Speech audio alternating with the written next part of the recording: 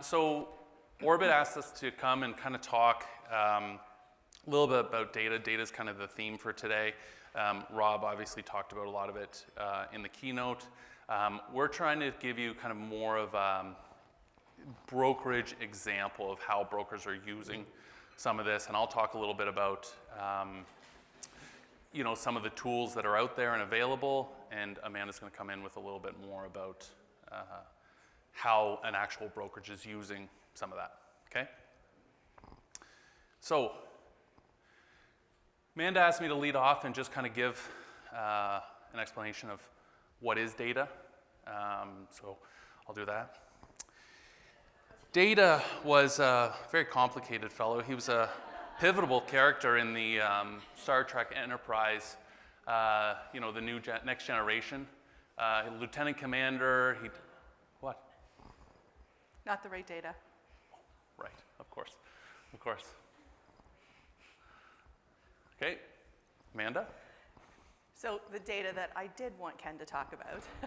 A piece of information are facts and statistics collected together for reference and analysis. That's data. Okay. There we go. Any questions? Thanks for your attention. Any questions? We're done. No? Okay. Fun game. If anybody can see anything, any words in there, shout them out. Shut them up. Gender? Oh, wow. Good eyes. Okay. So just a little fun fact. Data is everywhere. It's kind of buried sometimes, but it's in there. You can find it. We couldn't resist this one. We'll let you read it. Can't talk about data without mentioning big data. Obviously, it's a big buzzword. Don't stress too much about it. A lot of people haven't figured it out yet. And talking about data, it's often a scary thing. So how do we start looking at data? And I always love going back to this quote. There's only one way to eat an elephant, and that's one bite at a time.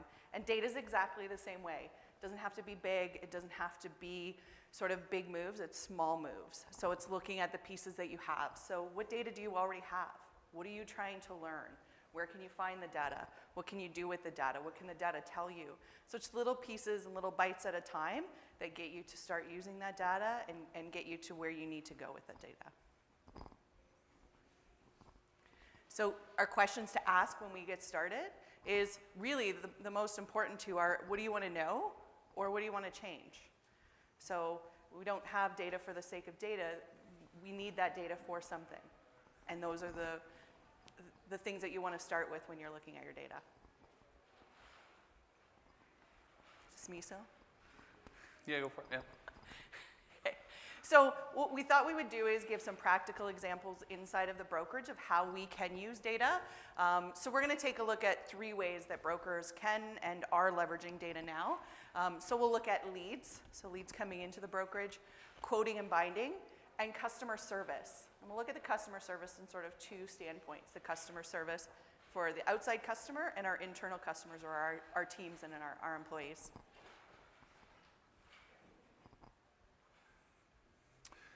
So we'll get into leads. So this is something that Rob had talked about. He gave the example of they trialed a couple of brokers in the room. I think 18 was the number, and he showed some of the results. So we'll touch on some of this here. So these are just some basic questions. If this is the phase that you guys are looking at improving, these are just some basic questions that you should be able to answer. If you can't answer these questions, then obviously there's room for opportunity there. So this screen's a little bit harder to see. This is a lead management tool that we offer to brokers. And I'm going to try to guide you through it very quickly. But basically, on the left-hand column, you have source of leads. So leads coming in from different pages on your website, different websites, referrals, phone-ins, anything. And then you get into how many leads are in that funnel, how many have won, how many have lost, and what's your conversion rate. okay? So very quickly, brokers can quickly just go in, see the dashboard in terms of how many deals am I working on, how many have I won, how many have I lost, where am I getting the highest conversion, where should I be spending money to drive more leads. If you're, for example, if you're seeing more conversion in your web page for auto insurance versus buying leads somewhere else, maybe I need to put more money into that channel so that I can drive more growth. Okay? Sorry, I know these are kind of hard to see. Is there a laser on this thing? No? The highlighted squares, again, these are just the conversion rates. So brokers get a better sense of what's converting and again, where to invest their time. Here you get down to like a workflow by broker. So the brokerage can go in, see by workflow, what brokers have been assigned what leads, what's converting, which brokers are doing better. They can use that as training opportunity to say, this broker's doing really well with this funnel. How can we get them to educate other brokers within the brokerage to do better for that? So again, these are just, what we're trying to show here is just points of information where the broker can make an educated decision on how to improve that or expand on it. Anything? Yeah, I mean, you know, within our brokerage and how we sort of move with data is taking all the pieces. So we use a lead management system as well. I know not all brokers are using it, but you know, whether it's in your BMS or whether it's in the lead management system, the data that you get from our leads are really important to help us grow. So, you know, we take a first look at it. We were doing really well. You know, we're selling a ton of new business. You know, our leads are working, our brokers are working our leads, but we didn't know how much more successful we could be until you start looking at the data. Ken talked about conversion rate. So we started looking at conversion rate and found out that, yeah, we were doing a lot of new business, but we were also burning through a lot of leads to get that new business. So it gave us the training opportunities to dig in with our team and really understand what was happening in those leads. Were they not asking for the close? Were they not sort of reaching out to the customer in the way the customer needed to be reached out to? So it let us dig in deeper in knowing how we can do better. So we were doing well. So one would think, okay, great, we're doing really well. Let's stop, or let's just keep doing what we're doing. Digging into the data gave us the opportunity to dig in more. What more can we do, and what more can our team be doing to better utilize those leads? And where are the leads successful, and where are the leads not successful? Real quick, this is kind of like a report that's available. So you know, over 30 days, what brokers, how many leads, how many were converted, how many won. Again, just insight into the business, which brokers are doing better, how can we use that as a training opportunity and improve on it, okay? This is a fun one. This is the assigned in time. So Rob touched on it. It used to be some people had said, well, I don't want to call the lead too soon because I look desperate. That was a thing, right? Now that doesn't exist. If you think that, get it out of your mind. So this is a tracker on how fast the lead was assigned to a broker and contacted. This is real data. These are screen grabs from an actual client. So we can see the closing ratio in Velocify, which is a lead management tool that's also available. They did a study, and if you see the chart of conversion ratio based on time, you have a 300% higher chance of closing that lead if you contact them within a minute. And it just starts going down. And I'm sure you can find that online. But the sooner that you can contact the lead, the better. And so we track it 5 minute, 10 minute, 25. And it's true. Within 5 minutes, your closing ratio will be higher. But you need to be able to manage that properly. Most brokers that we've worked with, the lead comes in off the website, goes into an email. The email goes to somebody. That person's in a meeting at Orbit for the day. They send the lead a couple hours later. It's gone, right? After, the number we kind of work within is 12, 15 minutes. After that, it's basically a cold call, right? So here's an example. This is a website a broker out west uses. This is a buy online professional liability. And basically what you'll see here is the person's going through the quote, and as they go through the quote, so Jennifer Smith enters it, and then in the lead management system, you can see the lead pop right up in real time. And so as they go through the process of the quote, now this can be any type of web form on your website. So some people have a basic web form, name, email, phone number, and that's it. And then you can reach out and get in touch with the customer. Some other brokers will use, 3-4 steps to get a little bit extra information, and all you're doing really is getting the customer to kind of do a little bit of the work for you. And then you can see that it goes through, and you can see where people are dropping off, and it can give you insight into why are they dropping off here? Are they dropping off in the payment section? Are they dropping off in the question section? Is there too many questions? Are the questions too difficult to answer? And you can revise the approach, right? The fun piece, which kind of talks to Rob's point about communication, any part where they drop off, there's automated marketing ready to go. So if they drop off at the payment section, there's a different wording than somebody that just came right into the funnel, for example. So within immediately, 5 minutes later, 15 minutes later, a day later, any or all of them, you can engage with the customer. So if they drop off, you can re-engage them and bring them back into the funnel. And this is a really interesting point. Amanda and I were talking. So I had the opportunity of meeting with Louis Gagnon, so president of Intact Insurance, including BrokerLink and Bel Air. And he mentioned Bel Air knows this stuff. They know where the lead came from. They know the difference between a lead coming in off Kijiji or a lead coming in off the website. And one fun fact that he mentioned is that this is the customer that you want. The customer that comes in, engages with you, goes away, and then comes back later. They're more profitable, they have less claims, as opposed to the person that just comes to a site like this, blows right through it, buys it, and carries on. Like, they have those stats, which is pretty amazing. Amanda? Yeah. So in just talking about sort of gathering the data and understanding where the clients are coming from, in talking about the leads, in better understanding the leads and tracking where the leads were coming from, we're able to, I always call it like a little game of Jenga that we're able to play. So our team would come to us and say, these leads are no good. We really like these leads. Wasn't actually the case. These leads were easy, so of course the broker liked it, but these leads were really successful and really good because we were tracking closing ratio by lead. So it gave us the ability to work with the team to how do we better close these, or how do we make these leads easy? And without that data, we couldn't have done that. And so now we get to play this little game of Jenga all the time.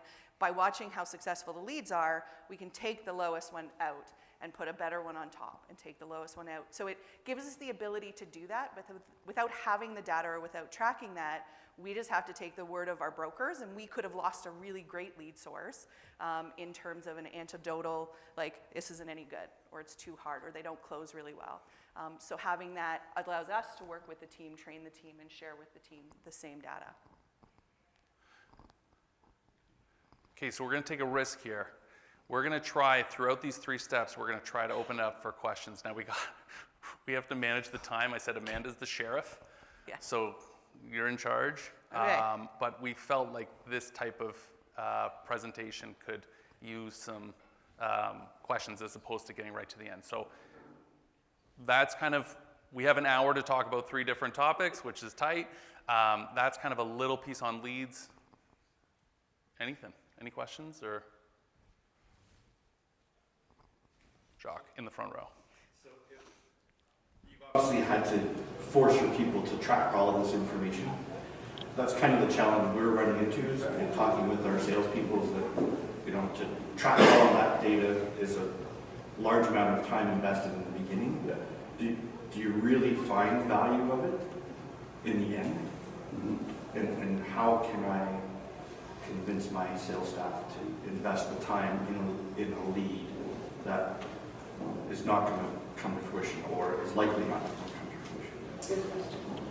Yeah, so from our perspective, the staffing piece is always the hardest challenge. It's a change, and that's change management within the brokerage.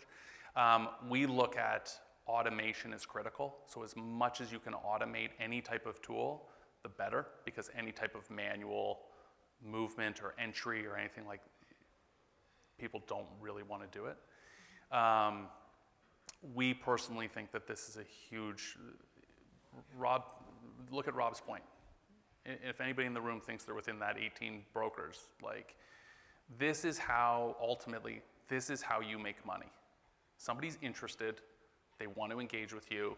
If it's just going to an email and just being forgotten about, like, that's just not good enough. So you need some way, some process, whether it's a tool or something. You need some way to. That's how you guys make money, right? Sure, I understand. Yeah, online leads. There's lots of automated ways to gather that information. Like if you're using what rate or whatever, the information's there. But that's a small percentage of the leads in our office. Right. Most of them are call-in referrals, all that stuff. It's the challenge is getting the salespeople to, because it's not automated, that information they have to manually enter in some fashion. Yeah. But I think for our team, it was getting them engaged in the process. So we share along the way. You know, when they came to us and say, these leads aren't working, you know, we're not closing them, they're not good. We shared that process with them to show the information that we could get out of the system. So when it came to referrals, we also tied it a little bit to their bonus structure of, if we don't know the details and we don't know the data, we can't pay the bonus. So you start to play a little bit of that, they get engaged with it, and now it becomes important to them to have it. They also, depending on what you're using to sort of follow up on your leads. So we are using a lead management system. We use Velocify, and it became their reminder system. So you can close more sales because this system's going to come up and remind you to do certain things. But we've also automated certain things so that you can keep your prospect engaged while you can't get back to them. So we gave them tools that came out of the system that kept the prospect engaged. So it was in their best interest to get it into the lead management system because their bonus was attached to it and keeping their prospect warm was attached to it. So there's different ways, but I think the biggest win for us was getting everybody engaged and understanding that, you know, closing ratio. So we were doing really well. Our closing ratio was sort of 20%. Their bonuses went up considerably when our closing ratio went to 30%. So they were engaged and invested. So that helped a lot for our team. But I would say part of it is closing the deal of today, but also part of it is where do you spend your money tomorrow to drive more of those? So like referrals, for example. How many referrals came into the brokerage last month, last year? And how many did we close? Everybody hears referrals are great pieces of business, but do you have the analytics to back it up? And if you do, well then what are we doing to increase that referral network, right? How are we doing for time? We have 1 minute left. Anybody else? Obviously, we're going to stop at the end. Okay. So quote and bind. So again, just some basic questions to kind of ask yourself. This is a process where in today's market, it seems kind of the process is kind of the process. There's changes happening, but not a ton of tools out there to greatly improve it. This is an example of a system that we built for a broker. So you've got the entire quote timeline. Again, I understand that it's kind of hard to see some of these screens, but basically what you have is the entire timeline of the quote. When did the lead come in? When was it assigned to a broker? When did the broker contact the client? When did they fill out the information? When did they quote? When was it accepted? When was it pending signature? When was it signed? When was it finished processing? So the broker, again, this broker can go in and look at this and say, where are we slowing down? Where's the pain point? If it's taking us X amount of minutes to, quote the policy, how can we improve that? How can we make that faster, easier for the customer? What questions can we change, get rid of, whatever? Okay. Here's another example. This is basically by month of how many quotes were done, how many were bound, which insurers, yeah, they're up there, which insurers were they bound with. So this is possible in a manner you can talk about. Like you can get this from existing systems that you guys use, from BMS systems. Probably a little bit more cumbersome, but you can get it. And what we're trying to say is most brokers that we've talked to, when they're having a meeting with an insurance market, for example, the insurance market will bring these numbers to you and say, this is your performance, this is how well you've done, this is, but imagine the power of having that information where you can say, well, we're winning this business and this is our closing ratio on it, and we're placing it with another market because XYZ or rates or service or whatever. Again, for us, it's just about business intelligence and insight into ways that you can use it to have these conversations and to be able to improve on it. Yeah, I mean, the quoting piece was a huge piece in us improving our workflows. So we were getting our sales or our lead management system was showing that they were being bound and sold, but the BMS wasn't showing the same numbers all the time. So they're bound and sold. So what was happening between when we were binding them and selling them and being able to track back and look at that data, so going back to the BMS and seeing where did they drop off? Did we get the e-sign out to them? So we started using e-signatures as a way to quickly get it out and as a good customer experience, but were they dropping off with e-sign? So no, that's not where they were dropping off. So where were they dropping off in the process? They were dropping off before the e-sign process. So what happened? Were we taking too long to get the e-signatures, like the e-sign documents out to them, so the app and everything else? And we were. So we were getting the sale, we were getting things done, we were taking the next lead, and sort of in the afternoon, we were sending out the documents. We couldn't do that. The process needed to stay as fast as it was. But without being able to dig into that data, we may have attacked the wrong side of it. We may have just assumed that our e-sign tool wasn't working, or that the client was choosing at the end of the process just not to move forward. But it really was, they were moving on. They were moving on to someone else because we were taking too long to get information out to them. So in having that data, we were again able to change the process. We finish the app, we get it out as quickly as we can, and we can look at tools to automate those pieces, because that's where our biggest drop-off was. So rather than spending money over here to fix something that wasn't broken, we knew we could fix something over here. And I think to Ken's point about talking about the insurance companies, it's actually really nice because when the insurance companies come in to see you, the data they're bringing to you is generally a month or two old. So they're bringing, in April, they're bringing you March information. And they're coming to see you maybe the end of April or beginning of May, where you can sit down when you have this data and you can sit down and talk about the numbers that are current today, that the trends that are happening since they've just had their last rate increase or since something else has changed in there, rather than working with data that's 2 months old. So it gives you a chance to have the data in real time versus waiting a month or two for the companies to send it to you. And you can make action right away when it's important, not when it's 2 months late.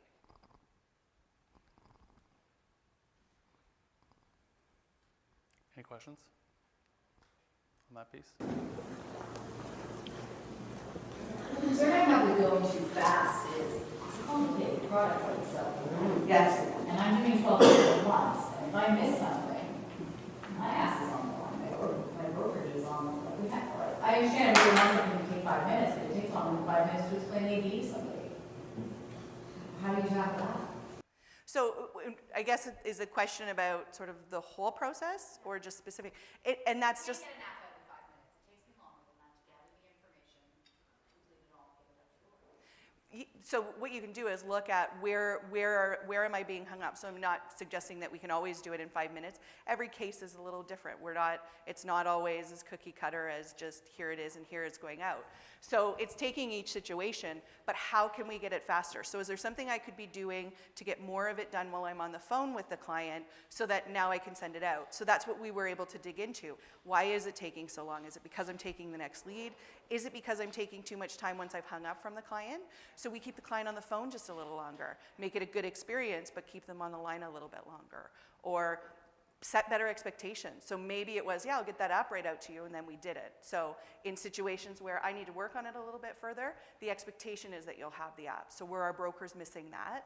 So it was able to sort of dig into that kind of information to know that it wasn't just okay, every time is going to take a half an hour. It's what can we do to streamline it in the whole process? The term that we like to use is aggregation of small gains. So basically it's the idea that 30 seconds here, a minute here, 2 minutes here, it all adds up, right? So one example is driver's license. First question you ask, what's your driver's license number? Well, it's completely capable to take that driver's license, pull the CGI, the Auto Plus out of it, pre-fill a lot of that information. There's a difference between me asking you, what's your address? 123 King Street, Stouffville, Ontario, whatever, or saying, do you still live at 123 King Street? Yes, great, move along. Like that's 10, 15 seconds, but you add that up over time, you're still getting the information that you need, but there's ways of doing it. On a home, there's 75 questions you gotta ask on a home policy. Well, if the home is built after 2000 and whatever, you can pretty much default that it's copper, all this stuff. So there's a difference between asking and confirming. And so little pieces like that. Yeah. How are we doing for time, Sheriff? Yep, we've got 2 more minutes on these. Anybody? Good? Okay. We're either doing really well or really bad. I'm just going to say it. Yeah. Okay. Okay. So customer service, obviously, with the theme today, know your customer. This was a place we wanted to spend a good amount of time. So we're good here. We're good here.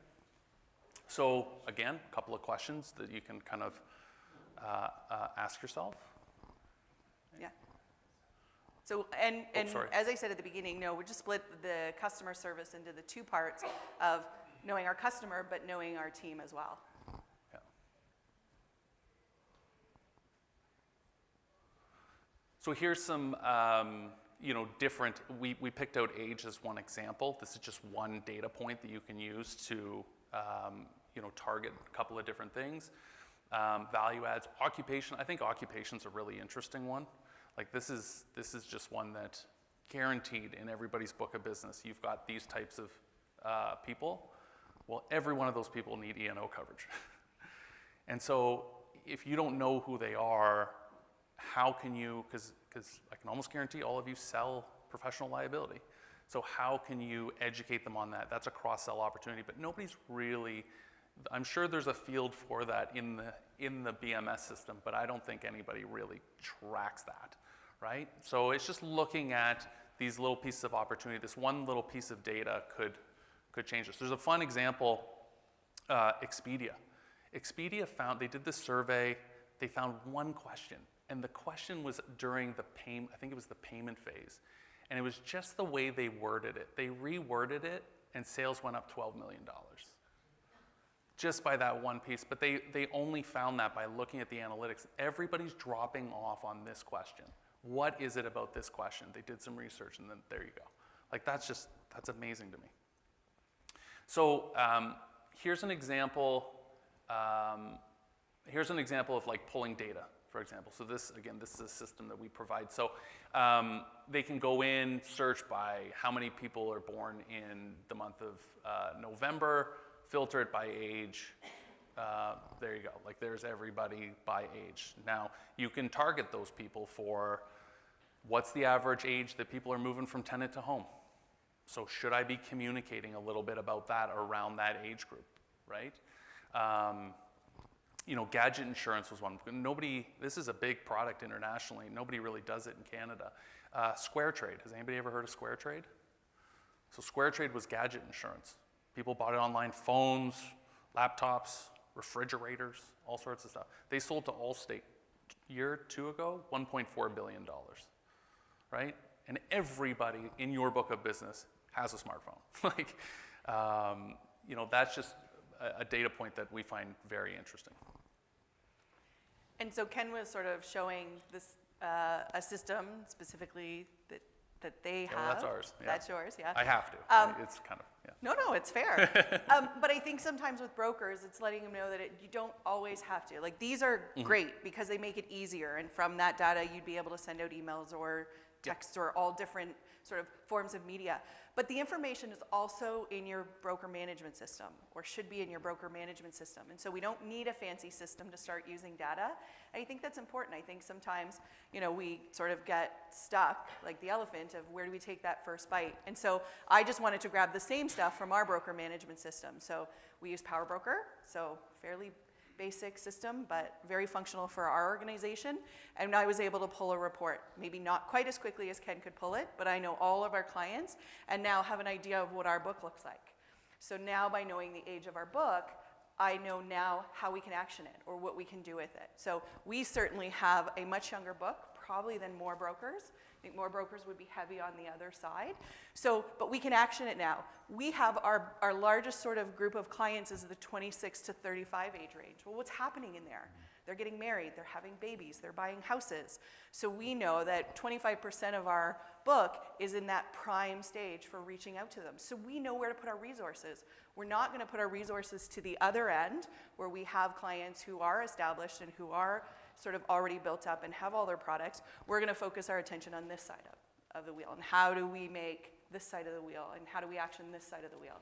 So by having that data, which is in our BMS, so I think this took me 5 minutes to sort of export a customer list out to Excel and get a graph, so we knew where our next sort of marketing ideas or where our next sort of attack plan was. Here's another example. So this is basically a postal code search. So anybody affected by the big windstorm back in May? Anybody have clients? A lot of rumblings, a lot of rumblings. So there's a prime opportunity. You've got customers that are affected. Do you know where they are? How easily can you reach them? Can you find them quickly? Go out, whether it's a call, whether it's an email, push notification to an app. Are you communicating to let them know you're aware of the situation and you're on top of it, right? So the key point of that is knowing where they are, right? What this is showing you basically is you can do a postal code search by coverage, by insurer. So one example that I've spoken about before, the Alberta Broker magazine did an article, Why People Left the Broker Channel. So they interviewed people that were with a broker and they ended up going to a direct. And one scenario that I found really interesting was this one lady, she bought a policy. A couple years later, the broker remarketed it, moved it to a different insurer. That's what brokers do. Now, when she bought the original policy, her and her husband are snowbirds. So she was told every 72 hours, you need somebody in the house checking on the property while you're away. No problem. When they moved the market, the other market required 48 hours. Nobody told her, right? So of course, there was a problem. There was an E&O exposure. There was a claim. And that's just, listen, there's too much volume. You cannot go to every person that you switch and call them and say, hey, just so you know, this is 48 hours instead of 72. But if you can find people that have that insurer with that coverage, maybe every October you send out a message or you call them, depending on how many or whatever, and say, FYI, if you're going away, and you can get it real granular, you could say, let's look at all of our customers that are over 55 with this insurer, with this coverage, right? And let them know. And that's really what the broker is there for, right? It's the advice, it's the advocacy, right? And so part of it is using that data to do that, but quickly and efficiently. And so just wanting to shift the customer service side to our customer service team. So digging in and understanding our team a little bit, I always like the quote from Richard Branson, take care of your people and your people will take care of your customer. And so it's so important, and we sort of live by that with our team, and sort of how can we help our team grow and be better. And so I wanted to talk a little bit about digging into our BMS systems to find out a little bit more data about our team. How effective is our team? What is taking up their time? Are there training opportunities? And what can we do to help make them better and help them reach their goals? So I wanted to start with this one quote because it was actually really relevant to how we started when we started digging into our customer service team. But it's if you wait for perfect conditions, you'll never get anything done. And it's true. If we wait until everything's perfect before we roll anything out, we won't get anything done. So we had a sales team that was humming along and doing a great job. We had stats, we had numbers, we had everything we needed for them. When we went to our customer service team, I knew there were 5 of them, and I knew they were handling about $2 million of business, but I didn't know much more than that. So we had to start somewhere in getting to know the team better, what was taking up their time, what was happening. So we started to dig in a little bit more into some of the numbers, and we started with missed calls. So we said we have to start somewhere. So why are our clients upset? Because we're not answering the phone. We're missing 25% of our calls. So how can we fix this? So we went to the team and we said, guys, we're missing 25% of our calls. What are we going to do? We got to get these answered. And so we actually saw the numbers start to change. So the team was in there, they were answering the phones, but we noticed morale was kind of dropping a little bit. And then we noticed we had a few more customer service complaints. So we had a team meeting and we said, guys, what's going on? And one brave little CSR gently put up his hand and said, well, I don't think I'm doing my best customer service job because I'm hanging up to get to the next call. So we messed it up. We made a mistake. We focused just on calls and told them to start answering the phone, but we didn't. It's not a bad mistake. We learned from it. We took it as an opportunity of, okay, so what should we be looking at? What is important? So our brokers are getting emails, our brokers are getting texts, our brokers are getting phone calls, we've got stuff coming in from our website. So how do we manage that? And so we dug into the BMS. Where do we have the data we need to help them? So our BMS and our phone system were the two places that affected our service team the most. So we dug into missed calls. More than just we were missing 25% of our calls, when were we missing them? And then one of the brokers said, I wonder how many calls we actually could have answered. So then we started digging in and we removed the calls that were only 2 seconds long. They didn't have a chance. It got into our queue for 2 seconds. No one has a chance to answer that call. So we took that off because we were fighting a number that was wrong. It wasn't 25% of the calls, now it's 20% of the calls. So we got to dig in a little more. And then how do we find out what our brokers are doing? So one's saying, I'm busier than everybody else, and I'm taking more calls. So we don't have an alpha split, so everybody's taking calls out of the queue.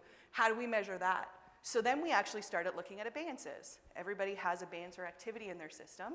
So boom, okay, this guy's doing awesome. He has 100 abayances every day. This guy has 50, let's start working with this guy. Mistake. Because it wasn't how many actions they were taking, because it was actually this guy took 10 transactions every time he talked to one client, this guy had 1.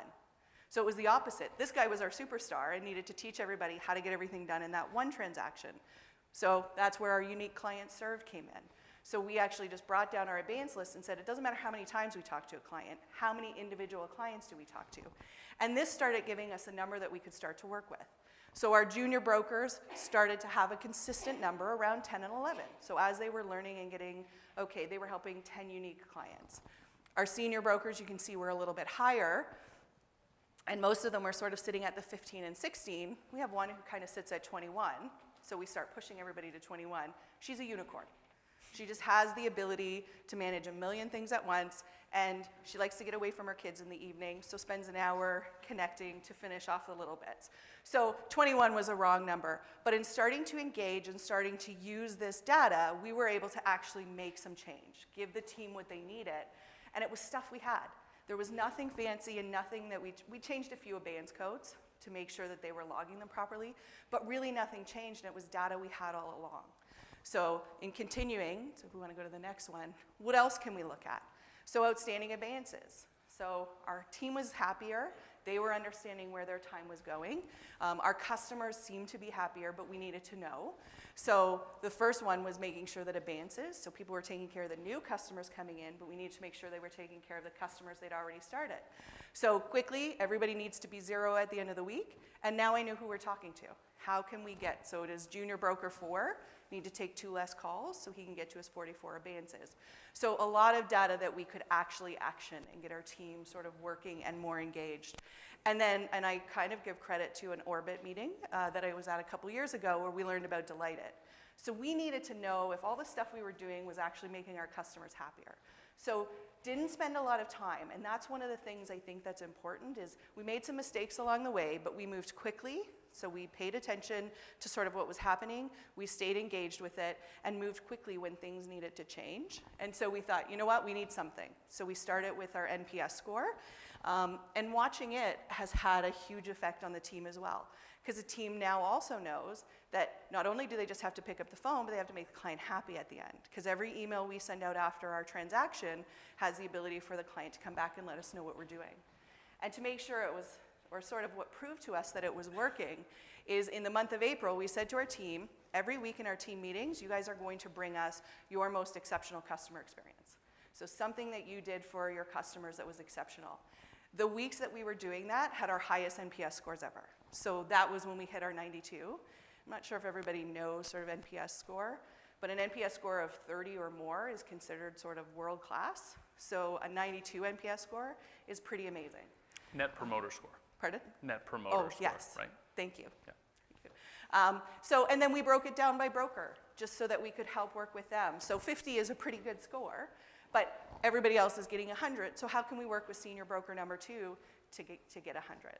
So, or continue to get the scores that the rest of the team are sort of getting. So now we have something to action, and all of it, with the exception of sort of implementing the Delighted tool, all of it was in our BMS and at our fingertips. We just had to pull it out and start using it. And then the last thing we started to track, because once we got everybody sort of answering the phone and being comfortable with everything, was now what's taking up their time. So how can we make them more efficient, and how can we get them sort of working? So the first one that ever came up was, all we do is take payment calls. So our brokerage is primarily online, so we do have probably more payment calls than the average broker, but all we're doing is payment calls. We could have just taken their word for it, or we dug into the system and grabbed data. So we used our voice recording system and our abeyance codes to find out what they were doing. And by doing that, we could put our resources to what they needed to be. So phone calls, we hired a payments person. And they take care of the payments. They're an expert, and they can get things done. And then the next thing that we heard our brokers saying is, all we do, and I'm sure all of you are hearing this right now, all we do is renewal reviews and rewrites. Because everybody's calling and everybody wants their renewal rewritten because their premiums are going up.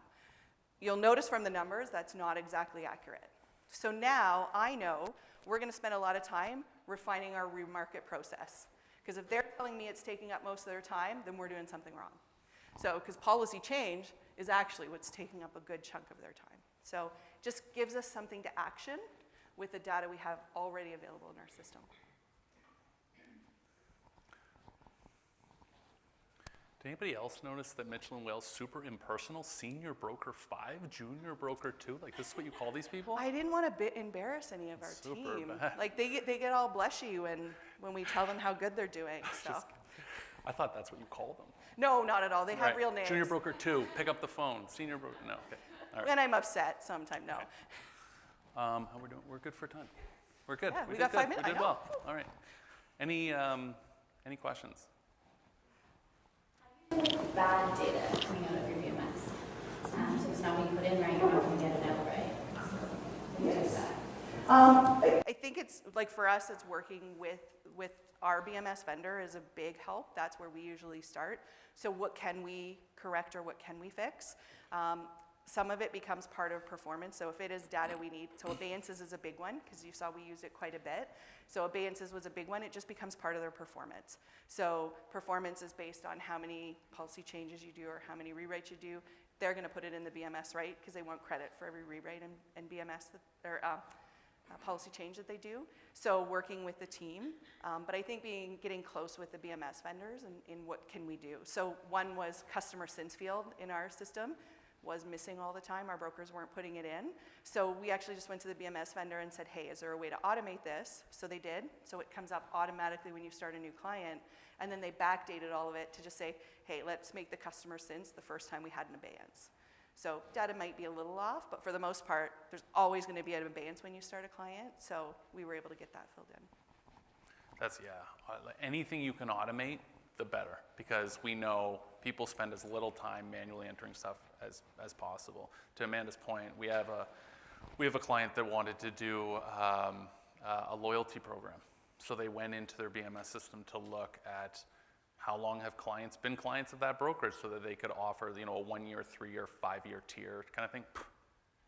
None of it there, like impossible. They couldn't do it. And so an automation, by automating that, you never have to worry about them putting that in. Some fields you can automate, but as much as possible, definitely.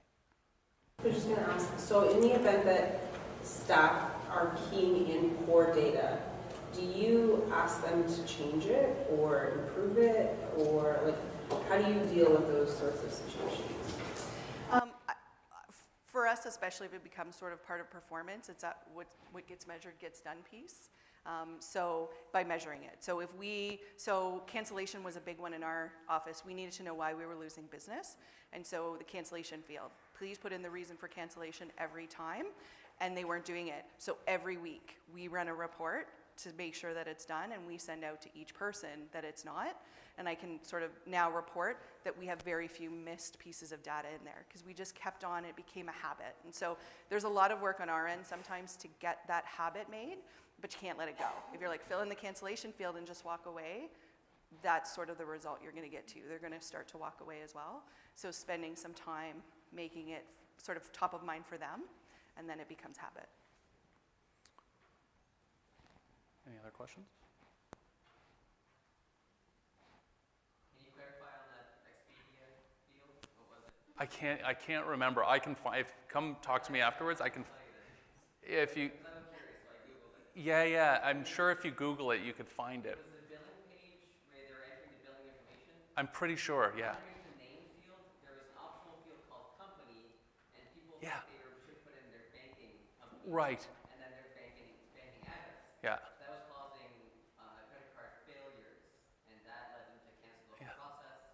And it took analytics to find out that that wasn't real reason, Totally. and changing the word company to something else. Yeah. $12 million. Yeah, there you go. It's amazing.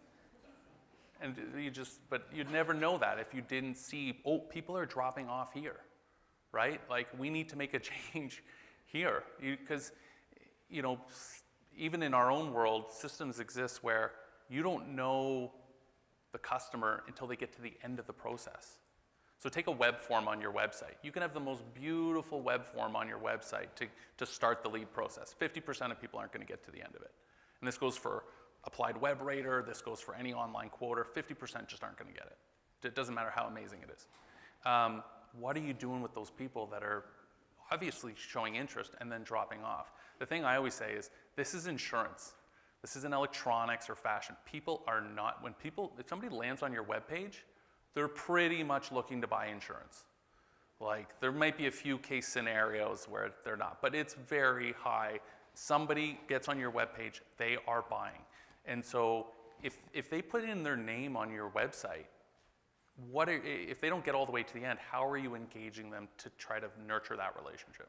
Super important. That's how you make money, right?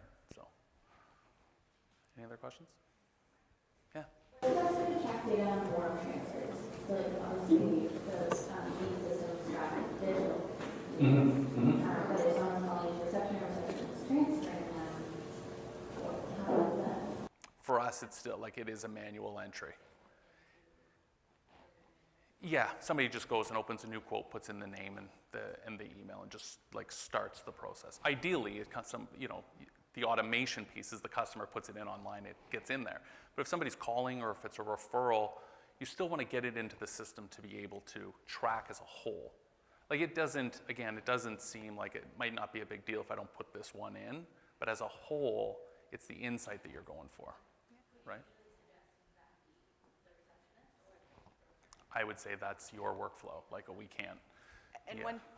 No. One tip to add to that. So some systems can automate it, like depending on your phone system. So like our lead management system, the phone calls can be automatically sort of set up so the broker has to finish the lead. The other side of it is we built a portal making it easy for the customer, or for our broker, whether it's the receptionist or broker, to fill the data in. So then they're not going through a whole bunch of clumsy fields. So make it easy. So find a way to make it easy for them, and they'll do it.